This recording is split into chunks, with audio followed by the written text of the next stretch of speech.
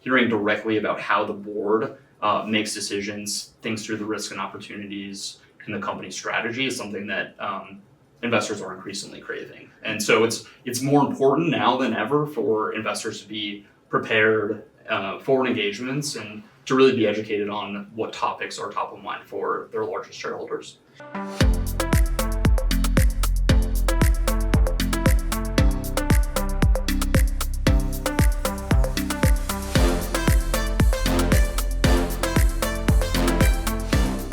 Hello, I'm John Generone, Editor-in-Chief of CorpGov. Thrilled to be here in New Orleans. I have with us today two guests. I have Christine Carson, who is the CEO of Carson Proxy, and I also have Brendan McVeigh, who is a partner at Anteris Advisors. Brendan, Christine, thanks for joining us.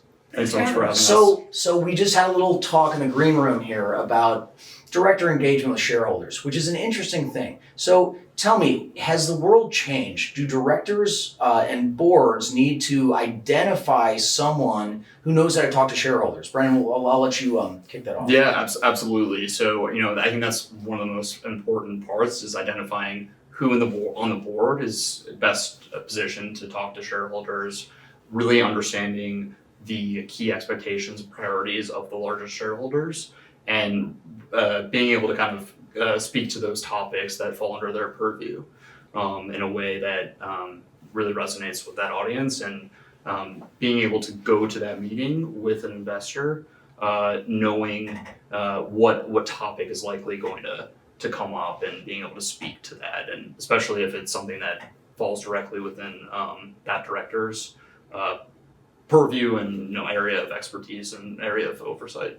Well, Christine, I want you to weigh in on this as well, but if for just stepping back for some perspective for folks who may maybe not as steeped in this as you guys are, 20 years ago, directors were golf buddies, right? And the last thing they would think about doing would be talking to a shareholder who has some frustrations and so on. So to clue me into the evolution, did this happen quickly, or was it like a watershed event? When did companies start to really recognize this issue? Well, I'm not quite sure. I think that, the U.S. is always leading the way in terms of corporate governance issues. So I think that it's more common in the U.S. and more prevalent. But I would say in Canada, director shareholder engagement has really increased in the past, I would say, 5 to 10 years. Oh. And one of the things that I've seen when it comes to activism is that a lot of these activists take advantage of the fact that directors haven't been engaging with their shareholders, and so they're out of touch with the issues that the shareholders have. Activists then hear rumblings on the street.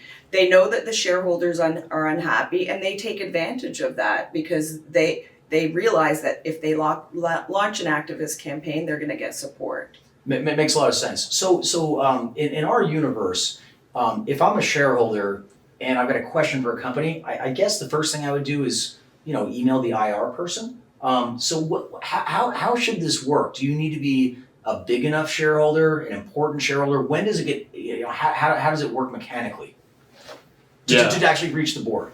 Yeah. I think this is where there's an opportunity for the board and the company to really shine, and it's often incumbent on the company to be proactive about identifying which shareholders they should be talking to and who at those investors they should be targeting for outreach, right? And so it's really being thoughtful about what's top of mind for those investors, really looking at their proxy voting guidelines, focus areas, priorities, and going to them with an agenda. And this is particularly true in this new paradigm and with the new SEC guidance that has come out about 13D and G filings. Really, going to the meeting with an agenda of core topics that are likely going to trip up the investor's proxy voting guideline, and really being able to communicate the story tailored to that specific investor in a way to ensure that you're going to get vote support at the annual meeting. You're going to build a defense against an activist in the event that they show up, and really building that relationship with the investor, and that can be done through the board. It makes a lot of sense. So let's talk about these passives, the big guys who are often on the first page, top 10 shareholders. In the last several weeks, very, very recently, there's been some concern about having those meetings because it triggers a filing. How does that shake up your world, guys? It's a pretty material shift. So, what we saw was, BlackRock and Vanguard paused their stewardship governance focused engagements. They've since resumed it, put up some guardrails, and provided some education to their team. Some disclaimer stating that they're a passive fund, not aiming to control or dictate the company's strategy in any way to avoid triggering that 13D filing requirement. Now it's these investors, as opposed to there being a feedback loop, they're really in listen only mode, and so it's incumbent on the engagement team, whether that's directors or management teams, to come in with an agenda of topics that they want to talk about with that investor, because they're not going to get the feedback from the shareholders in the same way that they were for those large passive funds. Totally. Now, just to clarify a little bit of specificity here, it's not like the entire board needs to be taking calls like the IR representative does, right? So maybe one or two directors need to have this skill set. Is that fair, Christine? Yeah, I think that a very simple campaign would be to simply have maybe the chair and the chair of the nominating committee. And a very basic campaign would be to reach out to the top, 10, 20 shareholders and see if they're interested in having a conversation. And if they do, setting up a meeting and soliciting feedback from those shareholders. But of course, they need to be prepared and they need to be comfortable with speaking with those shareholders, which often, board members, they might be great board members, but they may not have any experience speaking with shareholders. So it's important to bring in an advisor like Brendan that can really help them carve out their messaging for the shareholders. So Brendan, on that note, tell me, what is the risk if, and as a journalist, I was just joking with you guys in the green room, when I was at the Wall Street Journal and I had a bad story to write about a company, it was really in their best interest to take my call, because otherwise I'm just going to talk to a short seller, right, and get, bad stuff to say.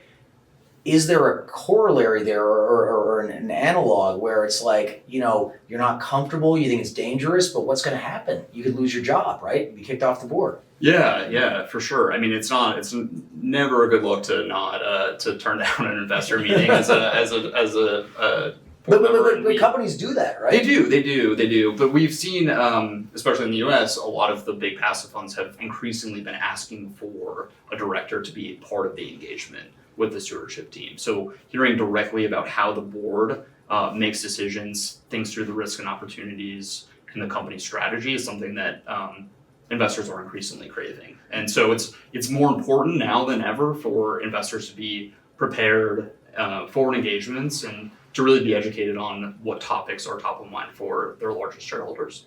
Well, this makes me wonder, over the years I've seen people who are on 5, 6, 7 boards.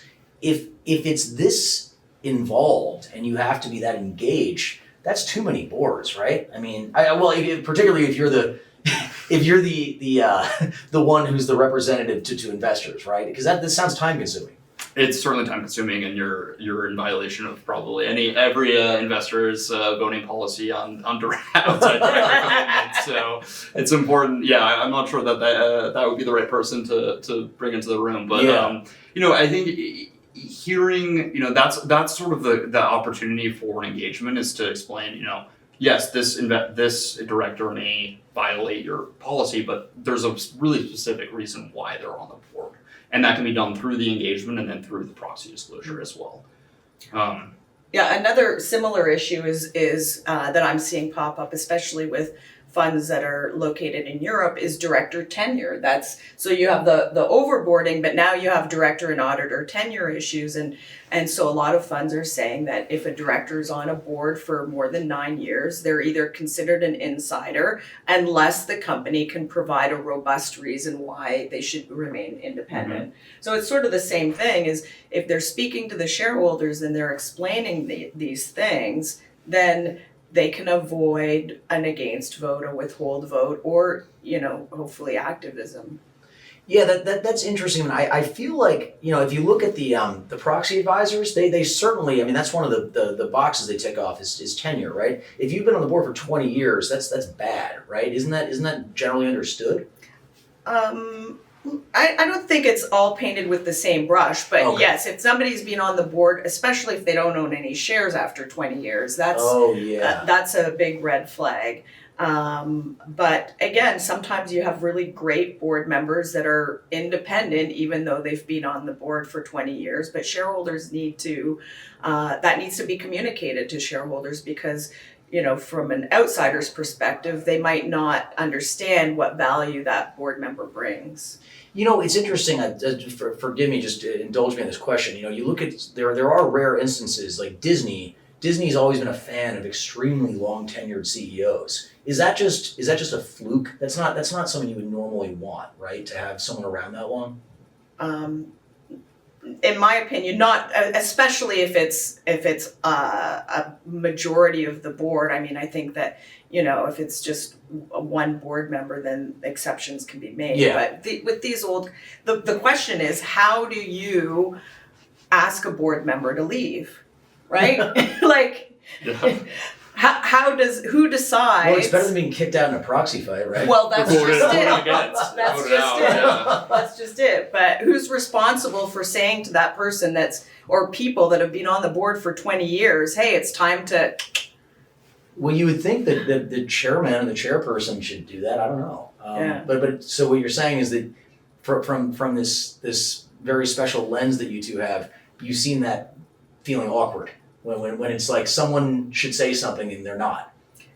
Yes. Yeah, and I think it's always important too for a board to really put on their activist hat and think and see themselves, see the company, see the disclosures and their governance practices through that lens of I'm an activist, and really being really thinking like an activist and identifying things like tenure, lack of board refreshment. Lack of shareholder friendly rights, things like that an activist could use against the company, and really being able to defend against that. And then again, that can be done through shareholder engagement, that can be done through the proxy and other disclosures. Great. Okay, so last question for you two. This is a little bit outside the box, but I want to ask you, in this climate where we have volatility a lot, every day I wake up and I just can't believe what I'm reading. It's a surprise after surprise. So the stock market is, the VIX is spiked, right? Market's down. What does that spell for activism campaigns? Could there be more because there's dislocation in stock prices? Well, I don't know. I don't know the answer to that, and I don't know that anyone does. I think that there's a lot of uncertainty in the market, and that's reflected in the volatility in the stock market right now. And so I think only time will tell whether or not, some of this leads to more activism, less activism. This is a unique situation that I've never seen in my lifetime. Yeah, totally agree. Well, Bernard, sorry to interrupt you, but I was talking to someone about this earlier today, and volatility is bad for M&A and IPOs and so on, but I think what Christine's saying is like, maybe not bad for activism. We don't know, right? It could create opportunities. It definitely creates opportunities. Periods of market volatility, typically there is an increase in activism, agitation, and people finding opportunities to find underperforming companies where they can really kind of drive value creation through operational changes, through changes in the board. New strategic initiatives. We're seeing a lot of CEO turnover as well, board turnover, increased settlements. So I do think that this market opportunity, the market presents an opportunity for activists to stir things up. Having said that, I remember we touched upon it at the Palm Beach conference about, U.S. activists that target Canadian companies. And one of the big, arguments that they'll make is like this U.S. activist is trying to take over your Canadian company. Yeah. Well, now especially that's going to be a strong argument. Yeah. Totally. And I would say, like, just getting back to the earlier point around director engagement, right? Like, we always say that the best form of activism defense is having really strong relationships with your shareholders and understanding how they think about your business, really understanding their priorities and expectations, and using that to your advantage in the event that an activist shows up and knocks on the door. So final question for both of you. To me, TSR is the first thing that I think an activist looks at, right? It's like the stock's underperforming and so on. In this new paradigm, this new era, is that still at the very top, or is governance? How much has governance become a cornerstone of an activist campaign these days? Well, I think that governance isn't really like an activist isn't targeting a company because they don't have enough gender diversity on the board, right? That's just that's secondary. So I think that first activists are looking at the company performance, and again they're also looking at whether or not the shareholders are going to support them. Right. Because a company may be underperforming, but if they've been communicating well to the shareholders, and they've been listening to the shareholder feedback and addressing it, then those shareholders may not necessarily support an activist. Makes a lot of sense. All right, well, let's leave it there. So Christine and Brendan, thank you so much for joining us here in New Orleans. I'm going to sign off now here from the Tulane Conference in Louisiana.